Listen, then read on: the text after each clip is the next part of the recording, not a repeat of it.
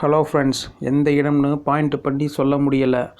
ஆனால் இப்படி தோற்றது ரொம்ப கஷ்டமாக இருக்குது. ரோஹித் சர்மா வருத்தம். இந்தியா மற்றும் இங்கிலாந்து அணிகளுக்கு இடையேயான 5 போட்டிகள் கொண்ட டெஸ்ட் கிரிக்கெட் தொடரின் முதலாவது போட்டியானது நிறைவுக்கு வந்தது. கடந்த ஜனவரி 25ஆம் தேதி துவங்கிய இந்த முதலாவது டெஸ்ட் போட்டியில் முதல் இன்னிங்ஸில் விளையாடிய இங்கிலாந்து அணி 246 ரன்களை குவித்தது. அதனைத் தொடர்ந்து தங்களது முதல் இன்னிங்ஸை விளையாடிய இந்திய அணி 436 ரன்களை குவித்தது. இதன் காரணமாக 190 ரன்கள் பின்தங்கிய நிலையில் தங்களது இரண்டாவது இன்னிங்ஸை விளையாடிய இங்கிலாந்து அணி மிகச் சிறப்பான ஆட்டத்தை வெளிப்படுத்தி 420 ரன்கள் குவித்தது. இதன் காரணமாக இந்திய அணிக்கு 231 ரன்கள் அடித்தால் வெற்றி என்ற இலக்கு நிர்ணயிக்கப்பட்டது.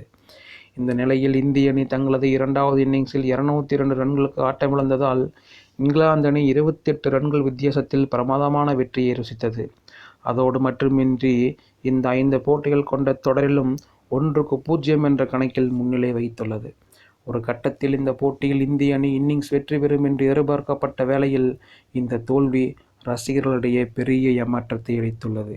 இந்த நிலையில் இந்த போட்டி முடிந்து நாங்கள் பெற்ற தோல்வி குறித்து பேசிய இந்திய அணியின் கேப்டன் ரோஹித் சர்மா கூறுகையில், இந்த போட்டியில் தவறு எங்கு நடந்தது என்று என்னால் ஒரு இடத்தை குறிப்பிட்டு கூற முடியவில்லை.